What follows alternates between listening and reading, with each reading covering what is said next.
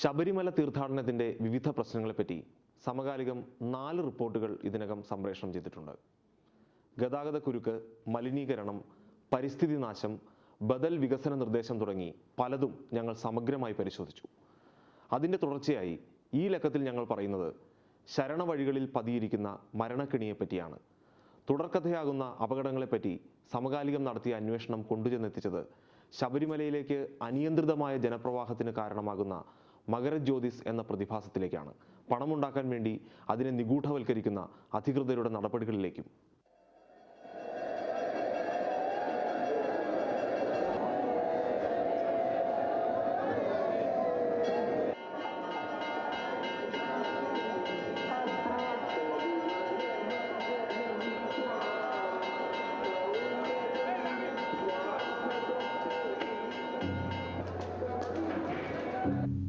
ഈ വൻ ദുരന്തമുണ്ടായത് 1999-ലാണ്.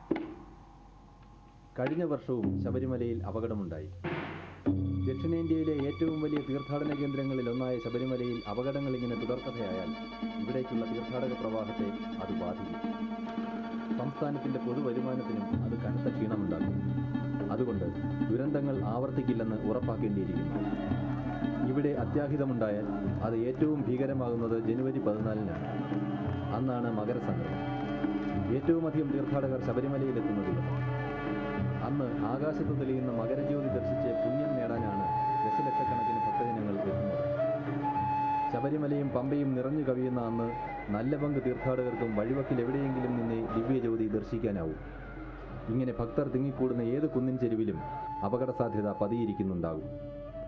1999-ൽ 52 ജീവൻ അപഹരിച്ചത് ഈ ചെറിയ മൺതിട്ടയിൽ നിന്ന് ഇടിഞ്ഞു വീണ ഒരു പിടി മണ്ണാണ്. കാരണം 5000 പേർക്ക് പോലും നിൽക്കാനിടമില്ലാത്ത ഇവിടെ അന്ന് തിങ്ങിക്കൂടിയത് 50,000-ഓളം പേരാണ്. ദുരന്തത്തെപ്പറ്റി അന്വേഷിക്കാൻ നിയോഗിക്കപ്പെട്ട ജസ്റ്റിസ് ചന്ദ്രശേഖര മേനോൻ കമ്മീഷൻ നൽകിയ റിപ്പോർട്ട് അധികൃതർ എന്തുകൊണ്ടോ പരസ്യപ്പെടുത്തിയില്ല. ആ റിപ്പോർട്ടിന് പ്രകാരം എന്തെങ്കിലും നടപടി സ്വീകരിച്ചോ എന്നും ആർക്കും അറിയില്ല. ഏതായാലും ഇതേപ്പറ്റിയൊന്നും ആർക്കും ഒരു ഉത്കണ്ഠയുമുള്ളതായി തോന്നുന്നില്ല. എന്നാൽ ഇതേപ്പറ്റി ഏറ്റവും അധികം ഉത്കണ്ഠപ്പെടുന്ന ഒരു ചെറു ന്യൂനപക്ഷമുണ്ട്. ശബരിമലയുമായോ ദൈവവുമായോ ഒന്നും ബന്ധമില്ലാത്ത ഒരു കൂട്ടർ, സാക്ഷാൽ യുക്തിവാദികൾ. അവർ ഇതിനുവേണ്ടി കോടതി കയറുക വരെ ചെയ്തു. ഈ അപകട മരണങ്ങളെ മനുഷ്യാവകാശ പ്രശ്നമായാണ് അവർ കാണുന്നത്.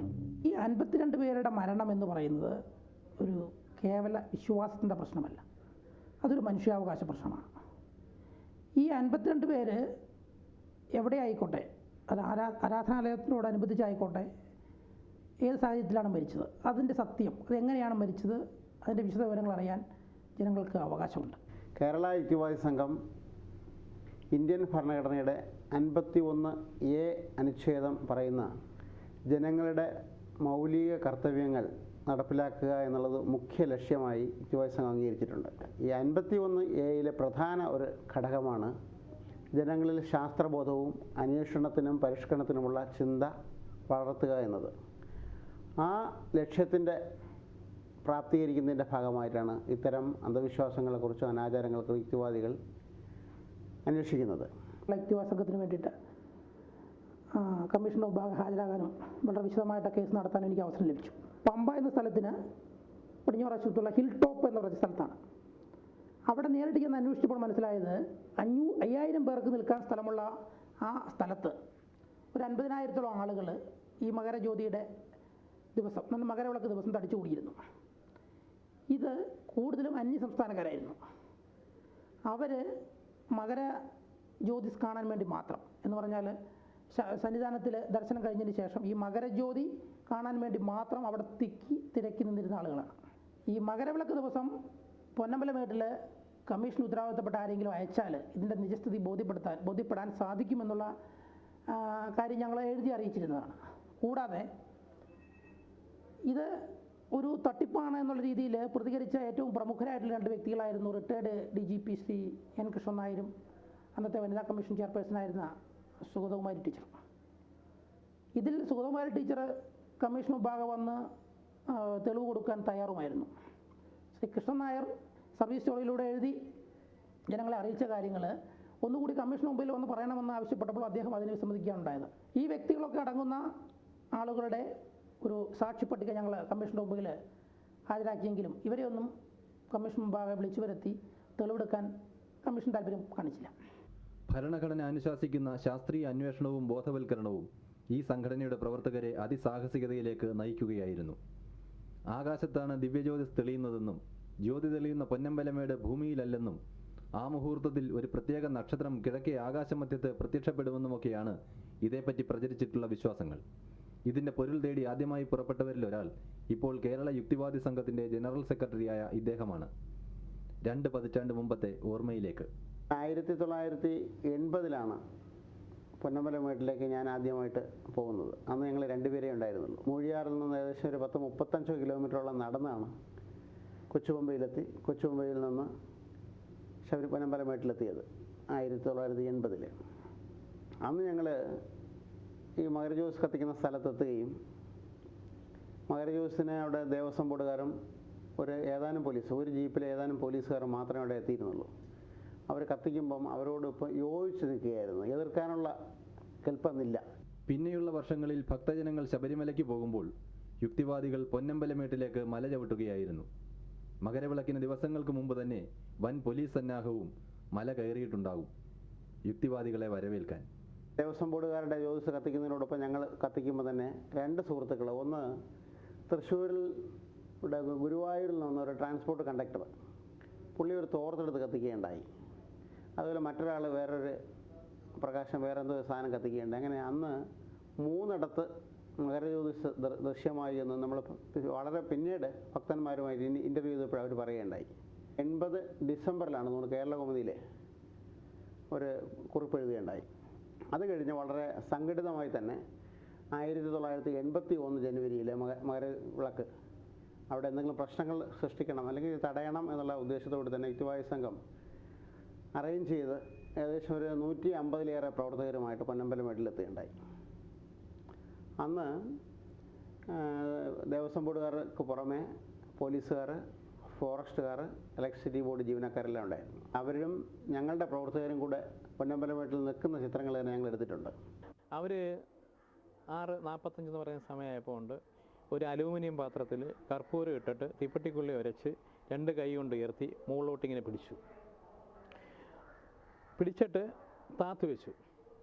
താത്തു വയ്ക്കുമ്പോൾ ശബരിമലയിൽ ആരവും മുഴങ്ങും. ഈ സമയത്ത് യുക്തിവാദ സംഘം പ്രവർത്തകരുന്നുണ്ട് അവിടെ കൊണ്ടുചെന്ന ഈ മത്താപ്പൂ, എലിവാണങ്ങൾ, ഈ പന്തങ്ങൾ ഇതൊക്കെ കത്തിച്ച് കൊളുത്തി കാണിച്ചു.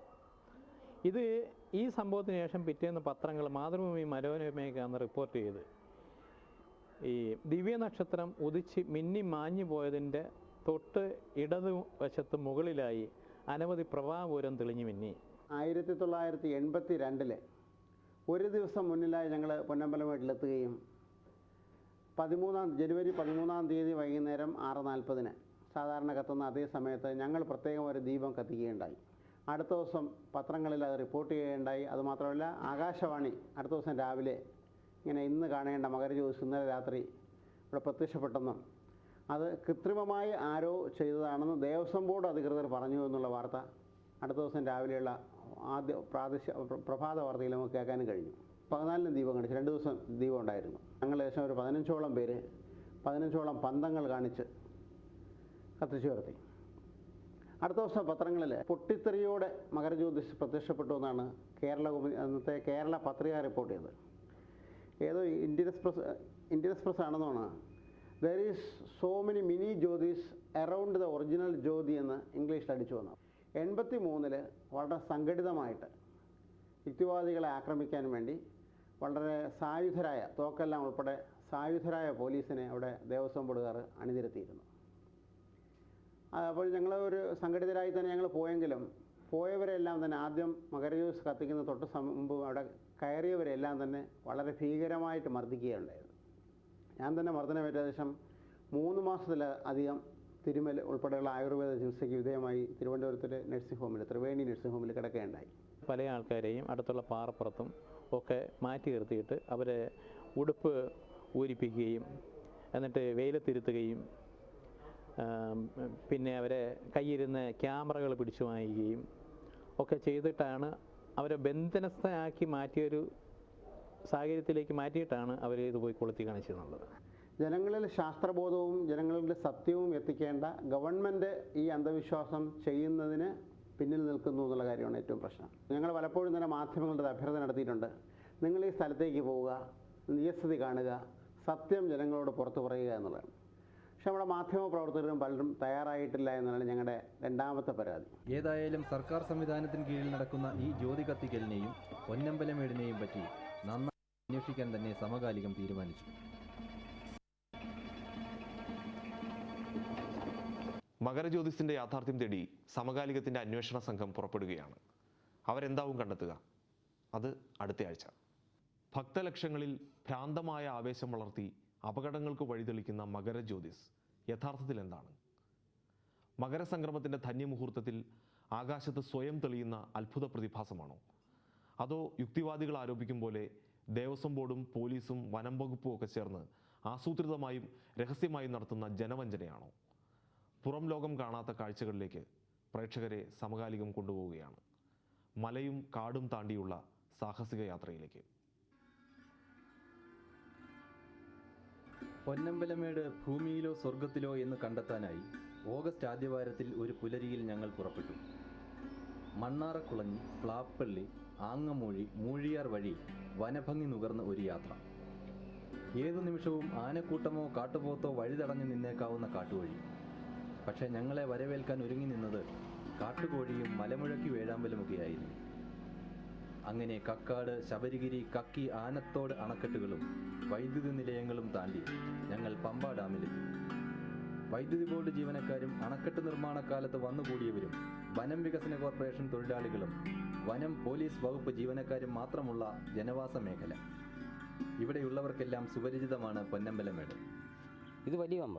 ഇവിടുന്ന് 4 കിലോമീറ്റർ നടന്നാൽ കൊച്ചുമ്പ എന്ന സ്ഥലമുണ്ട്.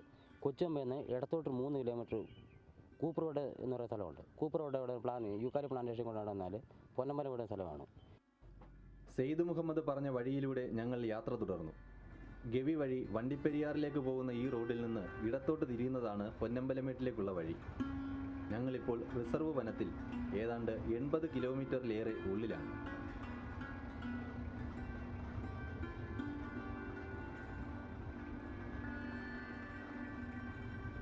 വൈദ്യുതി ബോർഡ് സജീവമായി ശബരിമലയ്ക്ക് വൈദ്യുതി ലൈൻ വലിക്കുന്നുണ്ട് ഈ മലകളിൽ. കടുവയും പുലിയുമൊക്കെ പതുങ്ങിക്കിടക്കുന്ന ഈ പുൽമേടാണ് സ്വർഗത്താണെന്ന് പലരും പ്രചരിപ്പിക്കുന്ന പൊന്നമ്പലമേട്.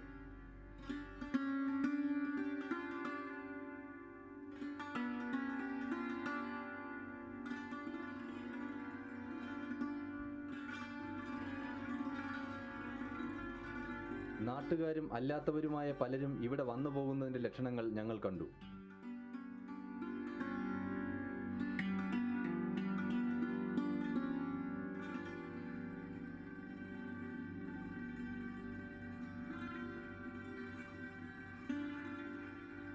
വീഡിയോ ക്യാമറയുമായി ആരും കയറിയിരിക്കാൻ ഇടയില്ലാത്ത പൊന്നമ്പലമേടും പരിസരവും ഞങ്ങൾ ആവോളം പകർത്തി. മരങ്ങൾ വളരാത്തത്ര ഉയരമുള്ള മലനിറുകയിൽ നിന്ന് അങ്ങ് ദൂരെ പമ്പയും ശബരിമലയുമൊക്കെ നോക്കിക്കണ്ടു.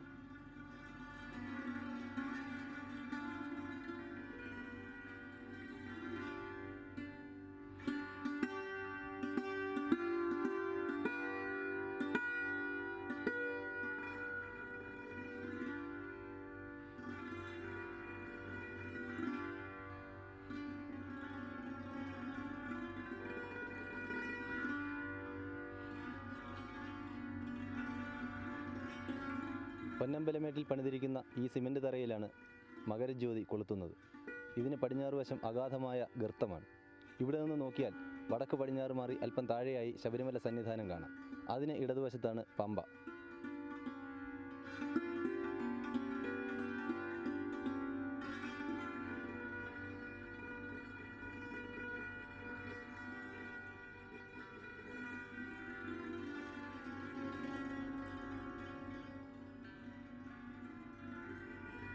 കൊടും വേനലിലും കാട്ടുമൃഗങ്ങൾക്ക് ദാഹനീരേകുന്ന സീതക്കുളവും ഞങ്ങൾ സന്ദർശിച്ചു.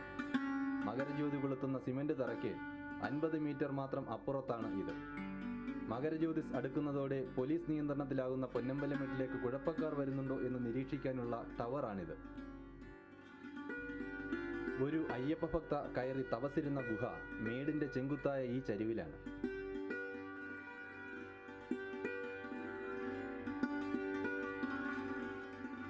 ഇരുൾ പരന്നു കഴിഞ്ഞ് ഇവിടെ ദീപം കൊളുത്തിയാൽ ഏറെ താഴെയുള്ള ശബരിമലയിൽ നിന്ന് നോക്കിയാൽ അത് കിഴക്കേ ആകാശത്തിന് നടുവിലാണെന്നേ തോന്നും. ഭൂമിയുടെ കറക്കത്തിനൊത്ത് സൂര്യൻ പടിഞ്ഞാറേക്ക് നീങ്ങുന്നത് പോലെ നക്ഷത്രങ്ങളും നീങ്ങുന്നുണ്ടല്ലോ. അപ്പോൾ ഈ കുന്നിൻ മറവിൽ നിന്ന് പുറത്തു വരുന്ന ഏത് നക്ഷത്രവും കിഴക്കേ ആകാശമധ്യത്ത് പെട്ടെന്ന് തെളിയുന്നത് പോലെ തോന്നും. ജനുവരി മധ്യത്തിൽ കിഴക്കേ ആകാശത്ത് വെട്ടിത്തിളങ്ങുന്ന രുദ്രൻ എന്ന നക്ഷത്രമാണ് ദിവ്യ നക്ഷത്രമായി കാണുന്നത്. സിറിയസ് എന്ന് പടിഞ്ഞാറുകാർ വിളിക്കുന്ന ഈ നക്ഷത്രത്തെ ജനുവരി 14 മാത്രമല്ല, തൊട്ടടുത്ത എല്ലാ ദിവസങ്ങളിലും ഏതാണ്ട് ഇതേ സമയത്ത് കാണാം. ഈ അന്ധവിശ്വാസം സാധാരണ ഒരു ക്ഷേത്രത്തിലോ അല്ലെങ്കിൽ ഒരു ആരാധനാ സ്ഥലത്തോ നടക്കുന്നതിന് ഞങ്ങളെതിരല്ല. മറിച്ച് ജനങ്ങളിൽ ശാസ്ത്രബോധവും ജനങ്ങളുടെ സത്യവും എത്തിക്കേണ്ട ഗവൺമെൻറ് ഈ അന്ധവിശ്വാസം ചെയ്യുന്നതിന് പിന്നിൽ നിൽക്കുന്നു എന്നുള്ള കാര്യമാണ് ഏറ്റവും പ്രശ്നം. ഇതേക്കുറിച്ച് അന്വേഷിക്കാനും നിയുക്തരായിട്ടുള്ള പോലീസുകാരാണ് ഇതിന് കൂടെ ഏത് കത്തിക്കുന്നതിനുള്ള എല്ലാ ഏർപ്പാടുകളും ചെയ്തു കൊടുക്കുന്നത്. അപ്പോൾ സർക്കാരിൻ്റെ മീഡിയ ജനങ്ങളെ പറ്റിക്കുന്നതിൽ മുന്നിൽ നിൽക്കുന്നു എന്നുള്ളതാണ് ഇതിൻ്റെ പ്രശ്നം. ഈ പേരിൽ തന്നെ നമ്മൾ ദൂരദർശൻ്റെ മുമ്പിൽ 1-2 പ്രാവശ്യം ധർണ നടത്തിയിട്ടുണ്ട്. പിന്നെ ആകാശവാണി നിലയത്തിൽ തിരുവനന്തപുരം, തൃശ്ശൂർ, കോഴിക്കോട് നിലയങ്ങളുടെ മുമ്പിൽ കൂട്ടധർണ നടത്തിയിട്ടുണ്ട്. വസ്തുനിഷ്ഠമായ വിവരങ്ങൾ ശേഖരിച്ചുകൊണ്ട് ഇവർ വന്ന വാഹനങ്ങൾ, അവരുടെ ഫോട്ടോസ് എല്ലാം കൂടെ ശേഖരിച്ചുകൊണ്ട് ഒരു ബുക്ക്ലെറ്റ്, പവൻ്റെ പേരിൽ ഒരു ബുക്ക്ലെറ്റ് തന്നെ ഇറക്കുകയുണ്ടായി. അത് ആ ബുക്ക്ലെറ്റിൻ്റെ ഏകദേശം ഒരു 50,000-ൽ പരം കോപ്പികൾ തന്നെ കേരളത്തിൽ ചെലവഴിച്ചിട്ടുണ്ട്. അതുകൂടാതെ തൃശ്ശൂരിൽ വേറെ ഞങ്ങൾ പ്രസിദ്ധീകരിച്ച കോപ്പിയുടെ തമിഴ് ട്രാൻസ്ലേഷൻ തമിഴ്നാട്ടിൽ ഇറക്കിയിട്ടുണ്ട്, കർണാടകയിൽ ഇറക്കിയിട്ടുണ്ട്. കർണാടകയിലെ ആന്ധ്രാപ്രദേശിൽ 1999 ജനുവരി 14 ശബരിമലയ്ക്കടുത്തുള്ള പമ്പയിൽ മകരവിളക്ക് ദിവസം തിക്കിലും തിരക്കിലും പെട്ട 52 പേര് മരിച്ച ഒരു സംഭവം ഉണ്ടായി. മരിച്ച ആളുകളുടെ ജനസംഖ്യ 25 പേര് ആന്ധ്രാപ്രദേശ് സ്വദേശികളാണ്, 11 പേര് കർണാടകക്കാരും 11 തമിഴ്നാട്ടുകാരുമാണ്. മലയാളികളായിട്ടുള്ള മരിച്ചത് 5 പേർ മാത്രമാണ്. അപ്പോൾ എന്തുകൊണ്ടാണ് കേരളത്തിൽ നടന്ന ഈ ഒരു അത്യാഹിതത്തിൽ മലയാളികളായിട്ടുള്ള ആളുകൾ അന്നേ ദിവസം ഏറ്റവും കുറച്ച് പേർ അവിടെ ഉണ്ടായിരുന്നു? അതിനെക്കുറിച്ച് ഞങ്ങൾക്ക് പറയാനുള്ളത്, കേരള യുക്തിവാദി സംഘം 10-25 വർഷമായിട്ട് നടന്നു വരുന്ന ആശയപ്രചരണത്തിൻ്റെ ഭാഗമായിട്ട് കേരളത്തിലുള്ള ആളുകൾക്കെങ്കിലും ഇതൊരു തട്ടിപ്പാണെന്ന് മനസ്സിലാക്കിയതിനെ തുടർന്നാണ് മലയാളികൾ അവിടെ ആ പ്രത്യേക ദിവസം അവിടെ പോകാൻ താല്പര്യം കാണിക്കാത്തത്. അപ്പോൾ ഇതുപോലുള്ള പ്രചരണങ്ങൾ തമിഴ്നാട്ടിലും ആന്ധ്രാപ്രദേശിലും കർണാടകത്തിലും എത്തുന്ന പക്ഷം അവിടെ നിന്നും ജനങ്ങളുടെ വരവ് ഈ ഒരു പ്രത്യേക ദിവസം അവിടെ തടിച്ചു കൂടുന്നത് ഒഴിവാക്കാനും ഇതുപോലുള്ള അത്യാഹിതങ്ങൾ ഇനി ഭാവിയിൽ ആവർത്തിക്കാതെ നമുക്ക് തടയുകയും ചെയ്യാം. ഏതായാലും മനുഷ്യൻ്റെ വിശ്വാസം കൂട്ടമരണങ്ങളിലേക്കും അത്യാഹിതങ്ങളിലേക്കുമാണ് നയിക്കുന്നതെങ്കിൽ അധികൃതർ ചെയ്യേണ്ടത് ജനങ്ങളെ കാര്യങ്ങൾ പറഞ്ഞ് ബോധ്യപ്പെടുത്തി അപകടകരമായ ആവേശം തണുപ്പിക്കുകയാണ്. അന്ധവിശ്വാസം വളർത്തി അധികൃതർ തന്നെ തട്ടിപ്പും ചൂഷണവും നടത്തുന്നു എന്ന് സാംസ്കാരിക കേരളത്തിൻ്റെ ഭരണാധികാരികൾ അധിക്ഷേപിക്കപ്പെടാൻ ഇനിയെങ്കിലും ഇടവരരുത്.